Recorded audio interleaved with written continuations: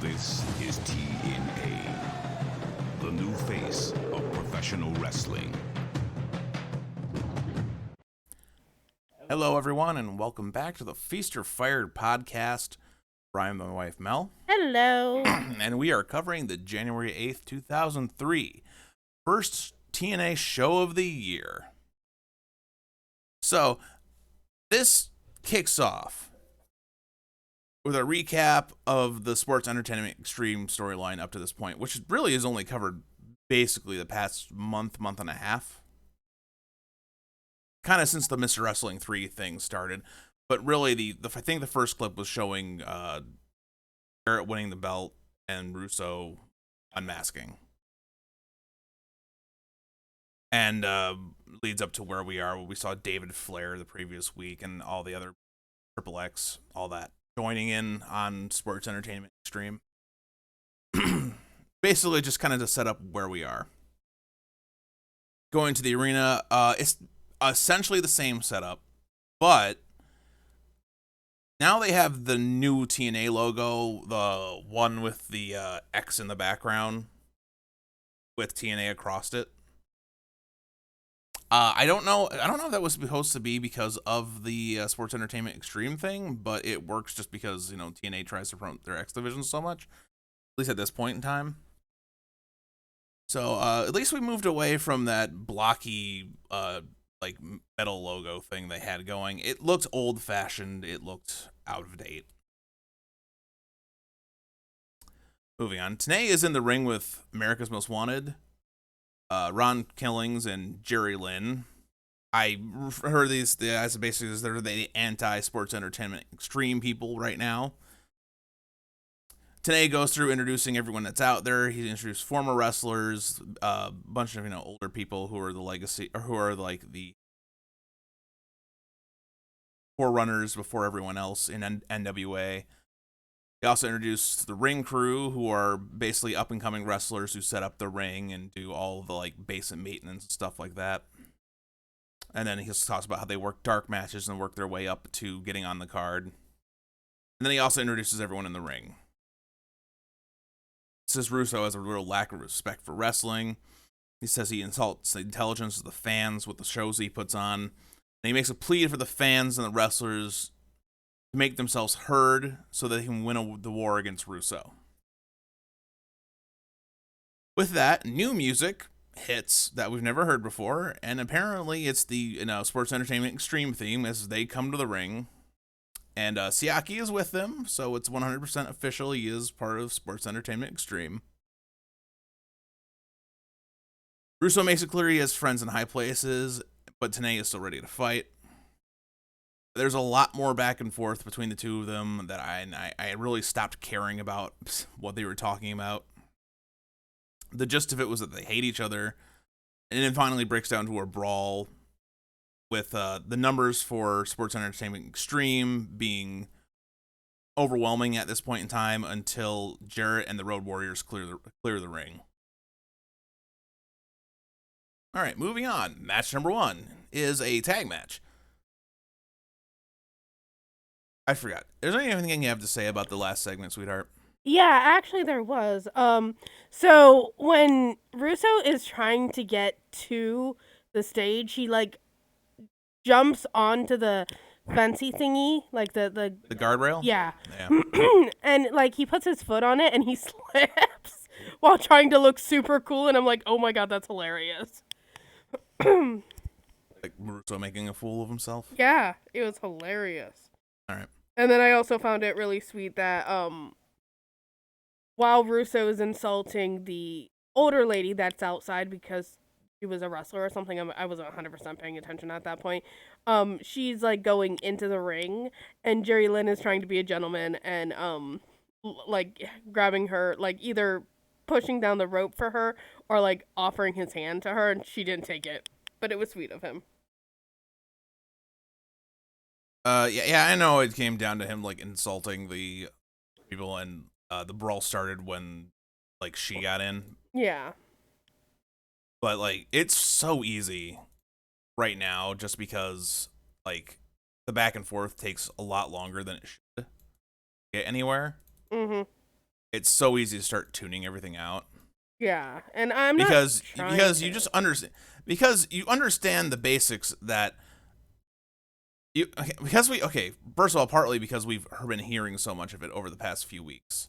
True. You understand the basics of what's going on already, that Russo is supposedly represents what killed WCW, and the NWA represents a tradition of wrestling that doesn't want someone like Russo in it because he feels like he's a type of poison or something, Mhm. not good for the business. So you already know that. Yeah. So unless they're giving us some new information, something to actually care about, a lot of it is just bickering that you can easily tune out because you already understand the basics of what's going on. Yeah. And that's not great. I guess it's okay if you really need to fill time, but they have so much talent. I don't think they need to fill. No, and definitely not with the junk. You know what I'm Schmuck? Schmuck, that's it. Thank you. Who are you? Are you referring to Russo? I meant I didn't mean like the specific. I meant junk. I guess would be the way of putting it. Okay, schmuck refers to a person, Well, I didn't mean that. Don't be All right. mean to me. generally used by Jewish people. Anyways, Well, you never know about my heritage, honey. You never know. you're Roma and Native American. I'm a lot of things. I'm also Italian. Okay, well, none of those are Jewish. None of those are Hebrew. Moving on. Don't mean to me. Match 1 of this evening is a tag match. Easy Money and Kid Cash teaming together against Tony Mamaluke and David Young. Cash and Money get quick control over the others. They isolate Mamaluke and double team him for a while. David Young gets a blind tag in to turn things around on Cash. He hits some of his power moves, which I think is what they're trying to do with him, trying to make him more like a powerhouse X Division guy right now. I say he feels like a proto Doug Williams almost. I know you don't know who that is. Though at the same time, I guess Doug Williams wasn't so much of a power guy as he was a technical guy, but we'll get to him in years. Sorry. When he takes Luke back in, Cash Money regain control. He does eventually get control of Cash, holding him in a bear. They do eventually get control over Cash, though, holding him in a bear hug. He manages to fight his way over to a tag, but for some reason, the ref didn't count it because he didn't see it and forced Money to back out. Tags matter, or the tag rules are suddenly mattering. I'm like, okay, it's fine as long as going forwards it matters and it's consistent. It isn't. It's not even in this match. Yeah, no. But he does eventually fight over for a second time to get the tag in, and it counts that time. Money doesn't. Money runs a bit wild on them, and getting a standing moonsault that actually pins both of the opponents, but doesn't win. It also hits a frog splash for a near fall. Money and Young fight in the ring for a bit. Both Cash and Mamaluke go to hit rope moves off the top, like turnbuckle moves on their person that their opponents in the ring. But the guys that are in the ring dodge them, so they both crash and burn. That was kind of funny. So nice. I don't remember exactly what happened, but I wrote down right after this, okay, now tags don't matter, and I think it was because Money was the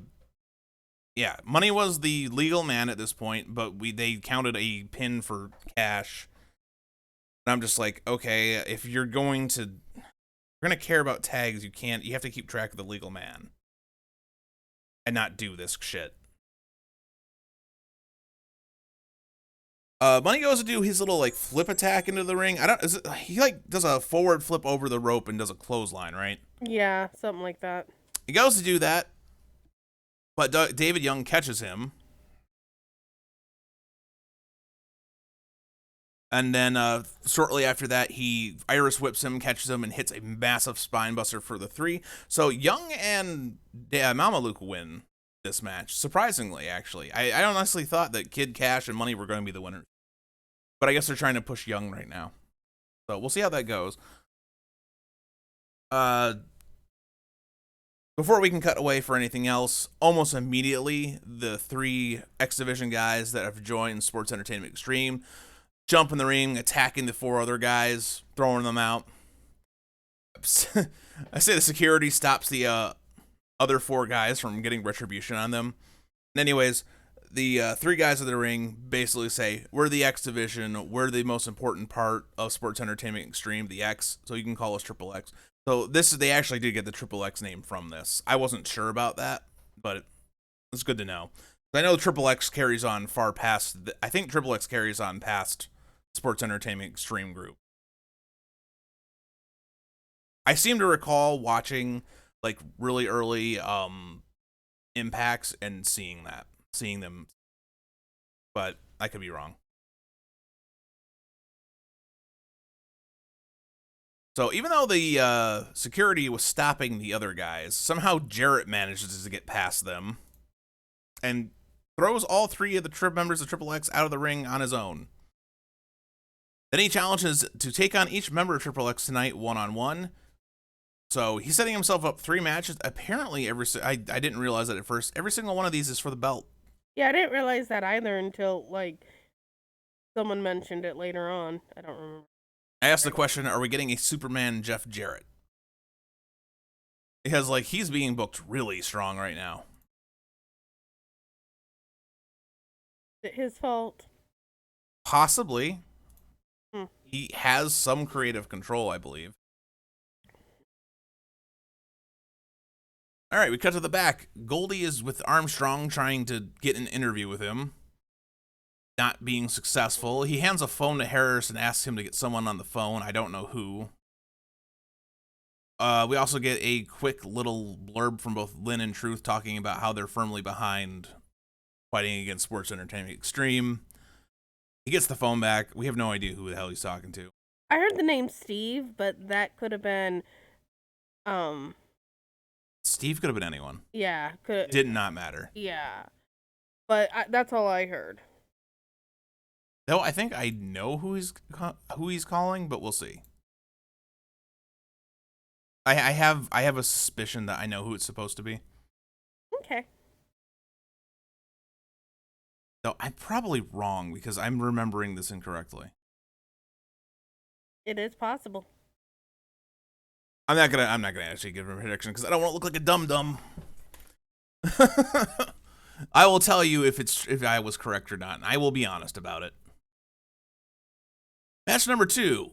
It is actually an X Division championship match. Jason Cross getting his chance to go against Sonny Siaki, and he is coming out with the woman who is apparently named Desire. But the title card says Miss Sex. And not SEX like the Sports Entertainment Extreme. There's no periods or anything in there. It is just Miss Sex. I don't know. Like, never mind. That's like stupid. that's her talent. Oh, that's some talent there. I want to be called Miss Lazy then. Okay, when Jeremy Borash does the intro for this, he announces the referee, and it's the goofy ref that's in there. I don't remember his name, Michael Richards. I have no idea. I thought it was Mark. Maybe. I don't remember his name, but it's the like slightly heavyset goofy ref, and the crowd fucking booed the ref. Oh my god, this tickled you pink. I don't know if it's because they realize he's the goofy ref or if he's like the one where the most bullshit happens or what. But I just found it funny because it is the goofy ref they booed. Like I said, this one tickled you pink. Mm-hmm. Start off with a lockup, but Siaki emphatically shoves Cross down, showing his strength. And then we got kind of the basic opening where we see a trading of holds. Cross tries to show respect, asking for a handshake, but gets a cheap shot for it. But Cross is too quick, turning things around with his speed, several moves and near falls before Siaki goes to the outside. Cross does a corkscrew, though, off the top rope onto him, so he's still got a little bit of control here. Not much. After they started moving back in the ring, Desire tried to stop Cross from getting back in the ring, but gets kicked for it. But this gives Siaki enough of a chance to turn things around. Though it doesn't last very long, Cross continues to keep regaining momentum with his agility. Getting to the outside again, Desire gets in a quick shot, and then Siaki sets up the ring steps and uses them, swinging Cross's head into him. He sets him up like he's going to like catapult him, but he's they're next to the ring side by side, and he just like rocks him, and that like throws his head into it. I don't know how else to describe that. It's a weird thing. He doesn't swing him, he rocks him. I have nothing. This is one of those situations where I really wish, I wish I had the time, the ability to get, like, video clips that I could splice in here. But I don't. I knew how to. I have the time. I need to learn some editing software, and as I said, I would also need I would need the time. I don't know if I have the time, but we'll see.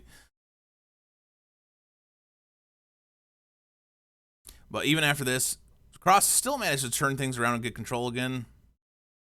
But he's slow to recover because apparently he's taken damage from that hit in the head. He does reverse the reversing the Siacalypse. Cross pushes Siaki into the ref accidentally, knocking, ref bump. He then hits the crossfire, but the ref is down. Desire pulls him off the pin and Crotch shot.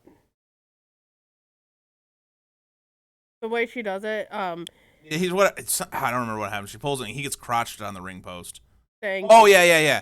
She pulls him off, and then she's outside the ring and he's laying on his stomach. She pulls him and pulls his crotch into the ring post. That's how it happened. Oh, nice. And that's enough for Siaki to get the pin. The ref recovering just in time to count the 3. But Armstrong comes out, refusing to let this happen, he was basically saying, first show of the year, we're not having a title match end this way. He has every intention of sending Desire to the back and restarting the match. But Russo then comes out and says, it's not being restarted, we're not doing this. Look, Jason Cross isn't even in condition to continue. In which case, Don Harris attacks Cross, beats him up, and throws him out of the ring, and Armstrong's just like, well, now he's not in...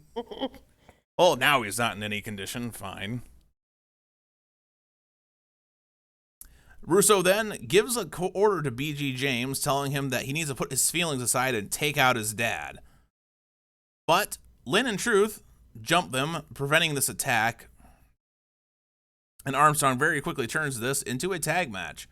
So, match number 3 in the night, already starting right now. But before that, do you have anything else to say about the last match before we get into this match? No, nothing.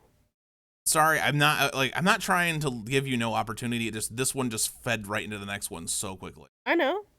I literally, my notes are, second match is title match for X title, Egomaniac versus Crosspants. Egomaniac wins with the help from Chick. That is my notes. Help from Chick. All right.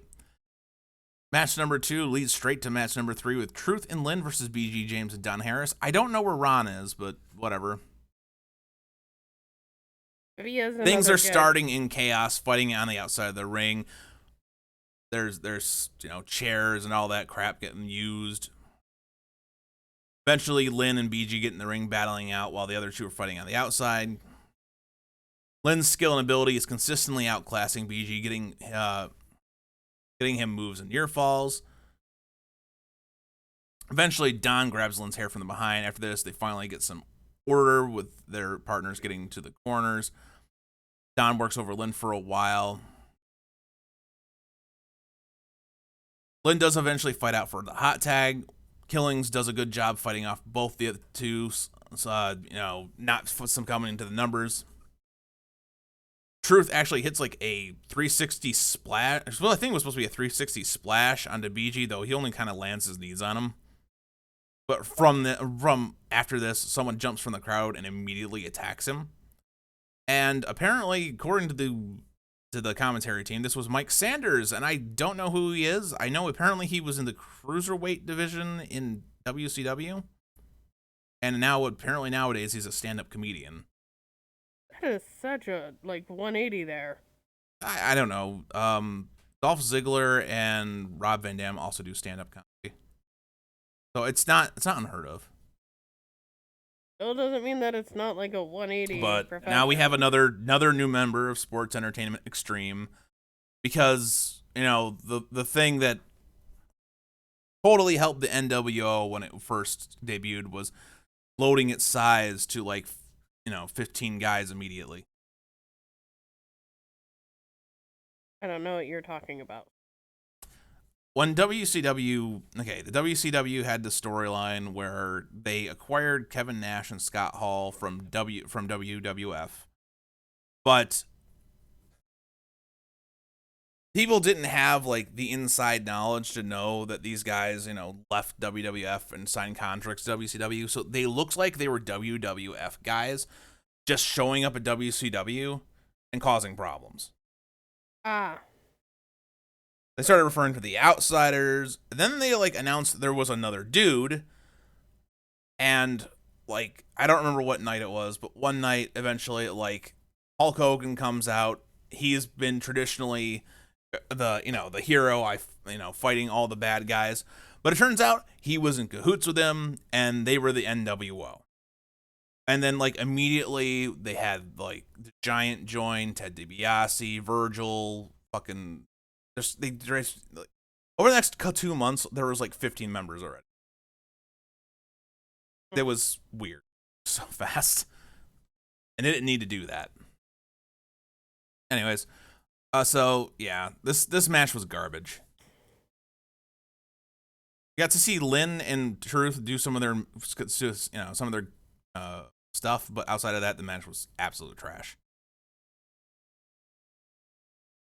So I'd say 2 good matches so far and one really fucking stupid one. That shouldn't. It was a storyline. It's a storyline match, so I don't know how much I can put into it, but it was not worth time. Time or energy. I don't think so. Next, we have a sit-down interview between TNA and Percy Pringle, who I swear to God is wearing a fat suit every time I see him. He's not. He's just a massive man. Why do you have such a problem with Percy Pringle? I don't. He just. Why do you have such a problem with Percival Pringle III? Okay, first off, I think what it is his face. What? Just that he's got so much. He's got so much overflow from his face that it looks like he has no neck whatsoever. Yeah, and I think that's what it is. It's okay, that has to be makeup. No, it's not. I want to see him in makeup. You want to see him in makeup? You should have watched the In Your House with me. Well, I went to Christmas with my family. I watched In Your House #5 seasons beating. It was a mostly decent show. Just so you know, he was invited to my family's Christmas as well. He just didn't go. I don't like leaving the house. I know you don't like leaving the house. Okay, well, this is not important. Yes, it is. People need to know you. It has nothing to do with wrestling. It has everything to do with everything. Nope. Yeah, anyways, he talks about being a wrestling fan since a kid and goes over his history in FCW, WCCW, WWF. Doesn't give any major specific stories because he says, we'll be here for hours. How many hours of role do you have is what he asked. Yeah. Well, yeah. I'm just getting the gist of it. I'm not necessarily always giving direct quotes. Put down direct quotes if what they say is specifically funny or weird or impactful. But otherwise, I tend to just paraphrase. What if to me it was impactful? If you say so. It wasn't. I just like being contrary. He gets asked what is he doing here, and he says, "Oh, you don't know, and I'm not going to tell you. I'm unpredictable. I'll do what I want to do. I was out there. It's because I wanted to be, and what I'm going to do, you'll find out." Sort of. I kind of want to put him with the voice of Cartman there. I do what I want. Sorry. Whatever. I'll do what I want. Oh, yeah. Screw you guys. I'm going home.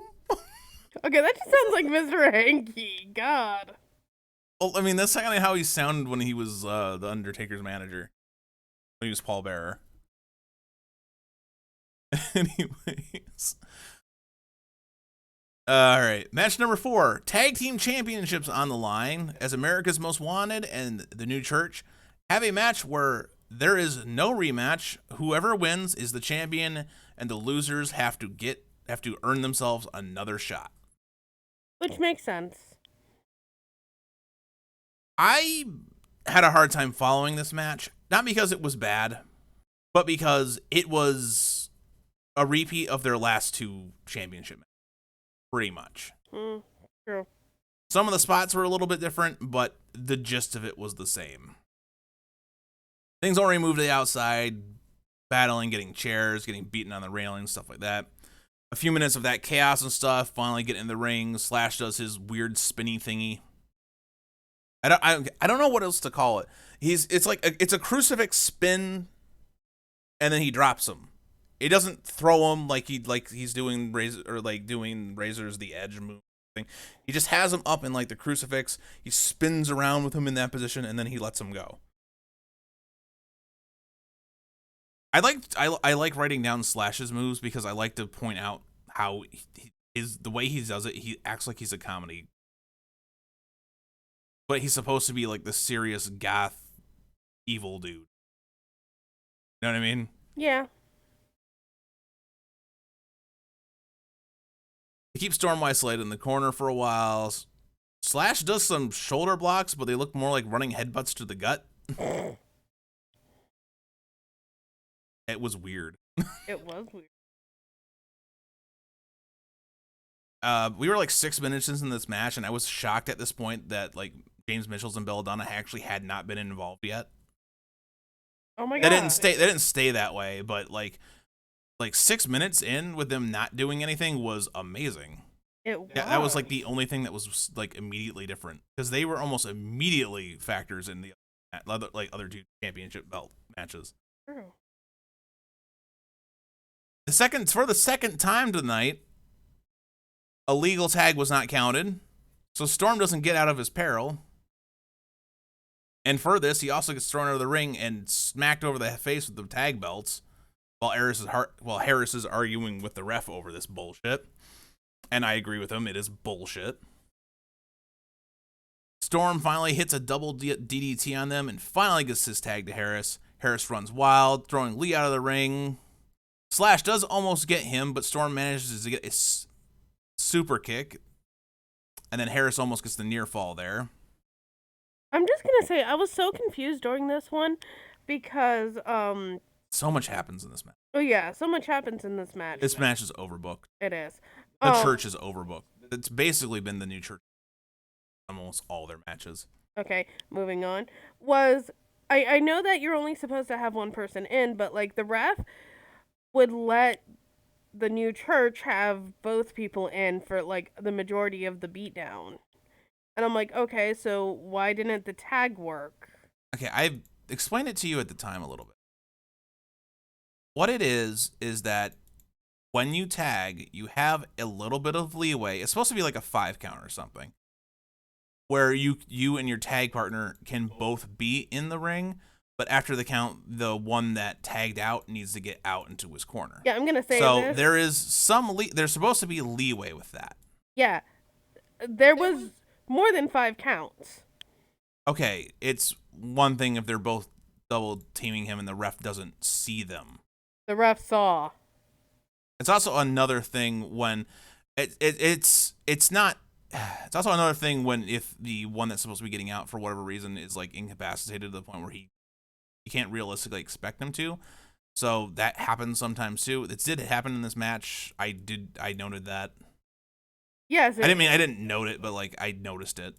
Yes, it happened with Kitty and Country Singer, but not the other two. I did. Okay, not during the times I'm referring to though. No, you'd have to show me the specific times. Yeah, for me to see if I would agree. Yeah, I'm not gonna do that. Yeah, neither of us really want to watch this show again. True. Okay. Moving on then. Yeah, moving on. Moving right along. Sorry. I don't like that movie. Slash at all. goes out and gets some powder to try to put it in Harris's face. Harris, though, manages to see this in time and turns it on them, getting Slash to put... Actually, did he grab the powder and throw it in Lee's face? No. Or No. did Slash hit Lee in the face with it? Slasher hit a shampoo commercial in the face. Is he still shampoo commercial now that he's Bulldozer Brian Lee? Yeah, until that hair is gone, yeah. His hair is greasier now than it used I know to be. it is, but it's... It's like he stopped shampooing. I know. Maybe he couldn't get endorsement for shampoo commercials anymore. Is that your explanation for why his hair was so fluffy? Or Yeah, the shampoo he used. okay. And I really want to know what it was. Storm puts Slash in a sharpshooter, though. Following this, the referee is distracted, so he's missing a tap out. And then Mitchell finally interjecting himself, hits Storm in the back of the head with that spike thing that they've been using. Yeah, I think I missed that part because all I saw was like a light tap to the head. And I'm like, why is he going down? And then whenever you see... You saw him gripping the spike in his Yeah, hand? I saw it. I was like, oh, okay. That makes more sense than, Kitty being a wimp. I understand the purpose of the spike, but it's such a tiny thing that's not, obvious. So it's really hard to communicate to the crowd and the audience what you've done. Yeah. It might just look like, as you said, it's a lot of times it just looks like a punch from a guy who's not a wrestler, so you're not understanding why it's so effective. No, the punch in and of itself was just weak. It was like me punching, well, you, I guess. I don't know. Do I punch hard? You can. I don't abuse my husband, people, just so we're clear. Sounds like something I say. It does, doesn't it? Blink once if you're having problems, honey. They can't see me. Which is why it was funny. Ruined the comedy right there. Okay. So mean to me. I'm gonna say this about foreign object because of what I just said. This is the reason why they generally use brass knuckles that are very shiny, clearly visible, even from a distance, or something large that's very visible from a distance. Because you want to be able to communicate easily to the audience in attendance and the people at home without necessarily needing the commentary team. The commentary team is good for being there for informing the names of the moves, maybe some of the backstory history if you've not been watching. Sometimes if something happens and it needs clarification, though it shouldn't need it very often, but we should not be relying on Mike Tenay and Don West to let us know that there was a foreign object used every time that this object is used. But because it basically is almost entirely concealed in the hand and it's dark and not very clear, we do rely on that. And I think that's a bad weapon to use. Yeah. I understand it's thematically fits in, but maybe they should have been. Remember that box of blood they brought out one week and they never used it again? I thought they brought it out twice. May have been twice. But I think it was twice in the same show, personally. Was it? It may have been. That's been so long ago. Okay. But it was the blood of the Audad. Which is a goat. Yes. Using that would have worked just as well for, being an object, being a weapon they could use. I know it's a little bit bigger, but it's very clear what it is. It's recognizable, and it fits in with the theme of the new church perfectly fine, and wouldn't have made that object pointless after 1 week, maybe 2, because we've never seen it again. True. I don't know if it's because they were told, using the blood thing was too much or not, but they could still have used it as a weapon. Could have been like Undertaker's urn. But yeah, anyways. I mean, there could have been so many reasons. It could have been someone had an allergic reaction to it. Anyways, AMW is fighting. Okay, we're not gonna get into why they didn't do it. AMW still manages to fight out of pins in this predicament, even though they've been hit over the head with belts, been spiked, all that. I wrote down at this time there is more bullshit happening than I can keep track of, and I can't write it all down. So I do have the finish where I don't remember how it got set up, but AMW does finally hit the death sentence on Slash for the win. Yay, they get their belt again. Yay. And Harris manages right before he hits it too to take out Mitchell. So he gets in his shot at Mitchell as well. And with that, America's Most Wanted. They are once again the tag team champions. Yay. We do not have to see the New Church fight them next week. Yay. And all is good in the world. So that match was way too chaotic to enjoy. The feud was built all right, but the match was, as I said, too chaotic to really enjoy. I'm looking forward to better tag matches going forward because no other team, as far as I know, relies so heavily on bullshit. Right? I'm trying to think of if any other team does. Well, that one with not Quiet Storm. Divine Storm has the one chick that gets involved a lot. Yeah, that's but what I was just about to say. That's nowhere near as bad as Belladonna and Mitch. All I know is I'm getting so annoyed with people interfering. And Get used to it. Run-ins is basically half of what they do in this. Oh my god, that is such bullshit. Well, they have a low production budget. Anyways. I don't know what that means as far as why. But... It's hard to do segments out. It's more difficult for them to do segments outside of what. Okay. We get Goldie again with Bob Armstrong. She's trying to get answers to who's on the phone, but she can't get any answers, and she just talks about. I think she mentions here how she just keeps striking out tonight. She may have said that. I don't remember. I kind of tune out. At this point in time, well, right now, tonight, she's been. Yeah. Match number 5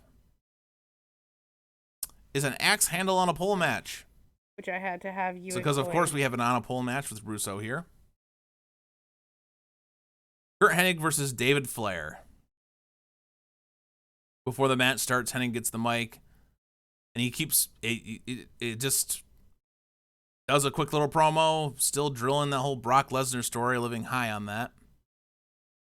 Keeps mentioning Brock Lesnar, and I think it's getting old. At least we won't have to hear it much longer. Oh, Brian, that's not good. That's the only good thing that comes out of that. Anyways, So mean. Hennig's dead in like a month from this show, unfortunately. But I don't want to keep hearing the Hennig. I don't want to keep hearing about the Brock Lesnar thing. That's all I'm saying. But I don't want to keep hearing the Brock Lesnar thing. It was priceless. Because they did the fucking Discover card or MasterCard or whatever, the fucking logo, without logo. 12 years ago. I got that from the promo. Flair attacks him from behind, but Hennig basically predicted it and got the jump on him. He mentioned Flair brought a bag out with him. I don't know what's in it. Before the match even starts, he kind of brings out that he won against Ric Flair at one point. And I beat your daddy. Yeah. Yeah, and like he said that Ric Flair had problems showing up on time. Like, dude. Oh, wait, what? Because he wasn't out there yet? Yeah. He didn't get an entrance. Yeah, I know. Guy grabbed the mic immediately. I know, right? If he had done an entrance during that, he would have been complaining about getting cut off. Can't make Hennig Mr. Perfect. They trade chops on the outside of the ring. David Flair, though, seems to be getting the worst of it because, of course, he is. He's a Flair. Of course, he can't do chops. Anyways. Wait, what? Ric Flair is known for his knife edge chops. You'll see. That's what, because people, and a certain point in the wrestling business, when it got so synonymous with Flair that like no matter what company, if someone did a knife edge chop, you'd hear everyone in the audience all shout "Woo!" Two claps and a Ric Flair. Anyways, Sorry, something a job of mine used to do. eventually David gets some control over this match, and I just like this feels so wrong because he looks like so shit out there. But Hennig turns things around very quickly. It calls one of the ring attendants, ring helper, whatever you want to call them, stage crew, Yeah. to go get the axe for him. And he does, and then he shoves the guy for whatever reason, being a dick. I know that. I even put. I was like. But he wins because he uses the axe handle. That apparently the stipulation is if he's the first to use it wins. Yeah, I even put in my notes. I was like, Chipmunk Cheeks wins with someone's help, and then he hits that dude that helped him. What a dick! Like that was. I don't know if that was planned or what. I don't know. I also don't know if we'll figure out what the plan was with that shit. Either way, after the match, Flair gets the bag and starts attacking Hennig with it. I don't think we saw what was in it, but like supposedly it was something that hurt. It put Hennig down. And that was about it. Yeah. After this, Goldie tries to get an interview with Flair because they're I forgot to mention this earlier. Earlier, like right after the first like segment, they walked off and to a room that's like leads right out of the arena. And apparently they removed the dancers who are not dancing anymore, I guess. I don't see them. I thought I saw one. I didn't see any dancing. So they got removed, and I guess Sports Entertainment Extreme now occupies that dressing room.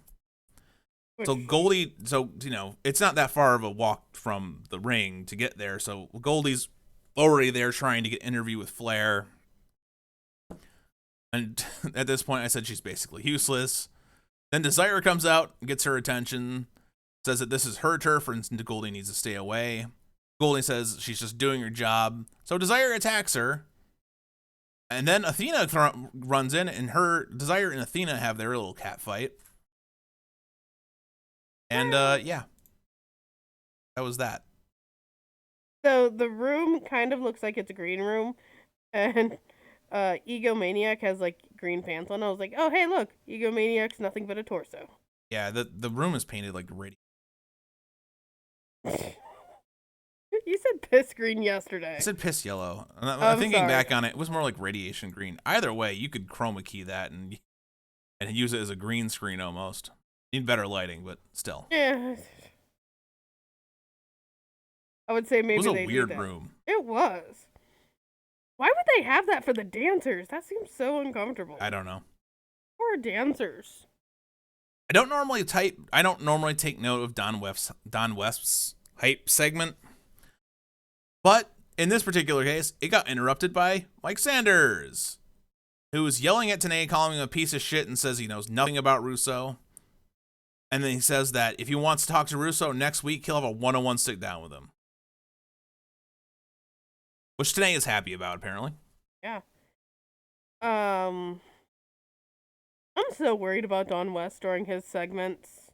He's alive still. I know, but like every time I see a segment, I'm like, oh dear, you're gonna have a heart attack. He doesn't look like someone who can get as excited as he does. And his ties are they crack me up. Because they're the exact same color as his shirt.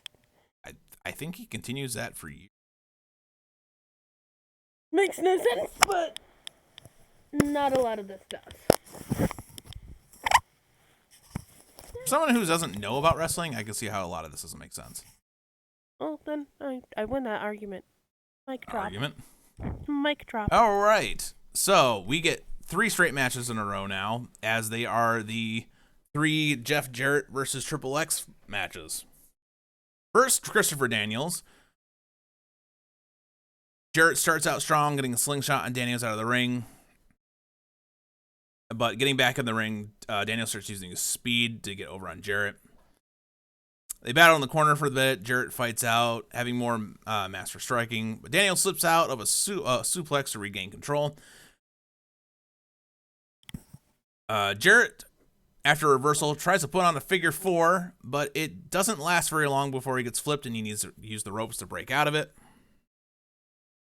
So at this point, Jarrett is actually taking the most of the abuse in the match, which I was kind of shocked because I half expected them just to job out the 3 members of Triple X to him, but they're actually being booked, to be somewhat, competent.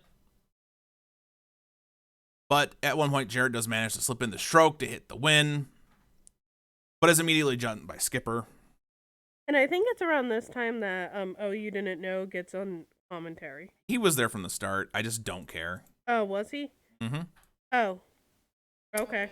His commentary didn't add anything to the match. Didn't take away from it either, but didn't add anything to the match, so I just didn't care. I didn't write it down. The most he said was like Jarrett was sunglasses. He was being the most atypical heel commentator possible. True. And it didn't mean anything. All right, match number 7, Skipper versus Jarrett. Skipper is doing mostly striking to start out. Jarrett gets dumped outside of the ring. Skipper goes to dive on Jarrett, but Jarrett steps out of the way, and it looked like Skipper was supposed to catch himself in the ropes and like bounce off and land back on his feet again. But I don't know what happened. Instead, he just stuck to the ropes and landed right on his fucking head, which the crowd chanted, "You fucked up," after that. That's like this is the one thing with Skipper. He is botch prone. Fortunately, he's talented but botch prone. They brawl into the crowd. Jarrett is using like chairs and stuff to get damage on Skipper. Finally, get back to the ring. Skipper tries to wear down Jeff with a sleeper hold. BG's trying to sell that, Skipper's going to be the champion after he beats Jarrett tonight. So at this point, I realized these were title matches. Yeah. Jarrett hulks up out of the sleeper hold and does and the arm raise thing where he tests to see if he's passed out by raising the arm and dropping it 3 times. He beats he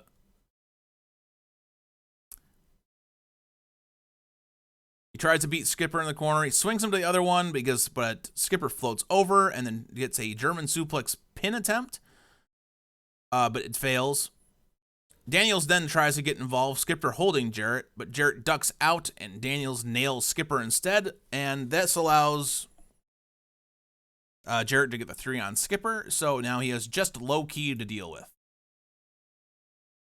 So far, I would say Jarrett doesn't look like overly strong here. It's still a little unbelievable that he's going to make it all the way. But these 2 victories, the first one's believable. You can almost always sell the first one as believable, even though he was the one taking damage. I guess you could just say, oh, he got in his finisher or whatever. For the second one, they went with the whole, they attempted to cheat and it got turned against them, and that gave him the opportunity to win. So, yeah, so far so good. Definitely seen worse. So let's see what they do for the third one, huh? See how is he going to defeat Loki? Loki jumps him again. Loki uses his foot to choke Jarrett in the corner. Jarrett attempts a stroke quickly at the beginning, but Loki fights out of it. Too fresh for Jarrett to get lucky. Loki even resorts to a headlock to try to wear down Jarrett, cheating by using his feet on the ropes. Getting outside the ring, Jarrett regains control, throwing him into the railing and onto the table, using a chair to sandwich him there. Loki also resorts to the chair. Fair play here, considering Jarrett's used it first. Getting back to the ring, he gut checks Jarrett. Jarrett's in the ring. He hits him in the gut, so he gets bent over.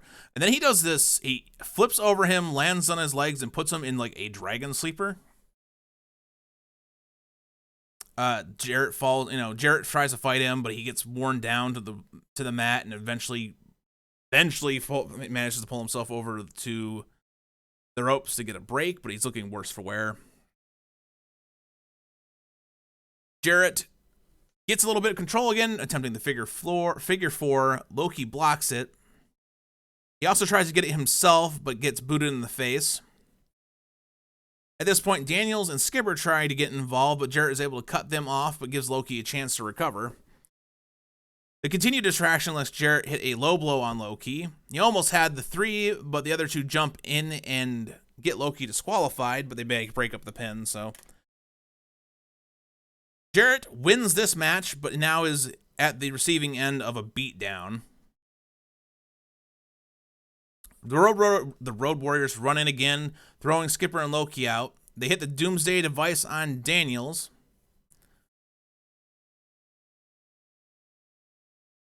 Styles then leaps in to attack LOD and then go after Jarrett. I say we still don't actually know if he's with Russo, because he doesn't come out with him otherwise. He just comes out to attack Jarrett like this. And he did mention at one point that he was going to do everything in his power to get a match with Sunglasses. Things again are out of control as the numbers of Sports and Entertainment Extreme are beating up the others. They set up Jarrett on a table with the member of Triple X, all planning on doing a triple dive onto him, but this is prevented when the American Dream, Dusty Rhodes, runs in to break it up. And then we go off the air as he's fighting them. Yeah, my question to that was, who the fuck is that guy? He is the father of Cody Rhodes and Dustin Rhodes. Goldust. Stardust. I don't know. Other names they've gone by. I don't know any of those people, honey. You will see them all. Goldust has a very short stint in TNA as a character called Black Rain. Or Dustin. And then Cody Rhodes, just going by Cody, is in TNA for a little bit. But that's years. Both of those are like years down the line. So it will be a little while. Anyways, all in all, this is one of the more competent ways of a guy doing a 3 matches in a row and winning all 3 sort of things, where he's not booked to look like he's like a Superman.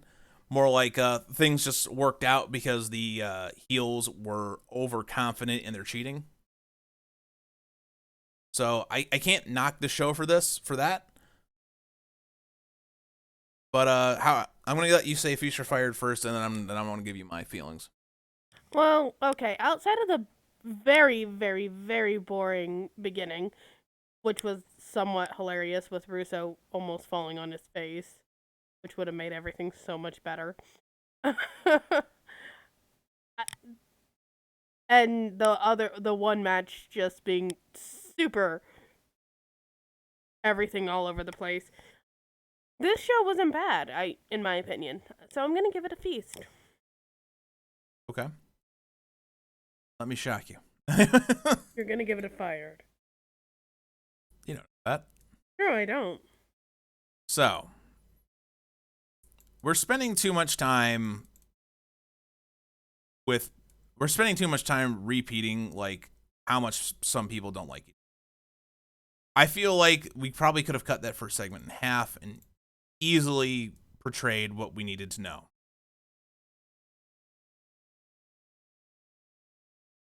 The Siaki match was fine.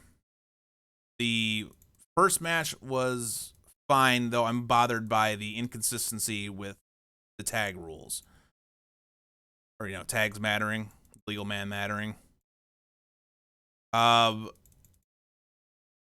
The tag championship match, I'm glad AMW are champions again because I really wasn't that into the new purchase stuff.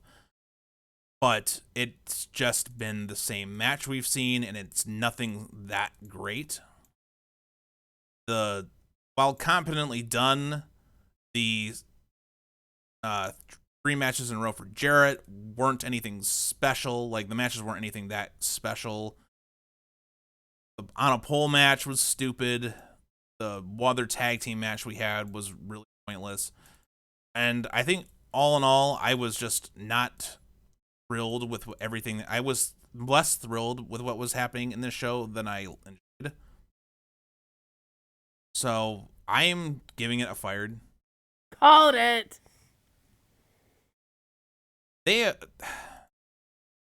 It's weird. It seems like for me, they are just they right now, I feel like I've been doing back and forth on feasts and fireds. You know what I mean? Yeah. Like they'll have one feast and then one fired for me. And I wish there was more consistency to it, because a show can be worse than the previous week but still good enough for a feast. But I don't know. Like, I feel like we have a week on where they get the pacing right and they aren't spending too much time doing stupid shit, and they have matches that feel important.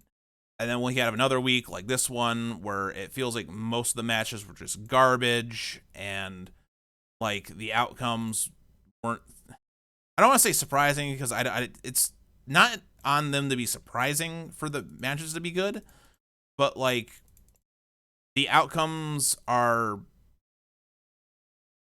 predictable to a point where they have to actually up their game in the match itself for it to be, at least entertaining. And I wasn't that entertained through most of them. So that's where I'm at on that. So anyways, I hope next week we can, go back to a feast. And we might, if they continue their pattern, the pattern they've been on, they probably will. But we'll see. Anything else to add, sweetheart, before we hit the hour mark? No, I'm just looking at videos of Sphinx cats. Okay. I want Sphinx cat. Well, in that case, thank you for listening, everyone. We appreciate your time listening to us ramble about wrestling 20 years ago. That doesn't really matter. So nice. And please, I hope you had a wonderful New Year, a wonderful holiday, and I look forward to 2023/2003 in TNA, and you joining us for that journey. Please have a wonderful day. Take care. Like, comment, and subscribe, and keep on wrestling. Have a good night.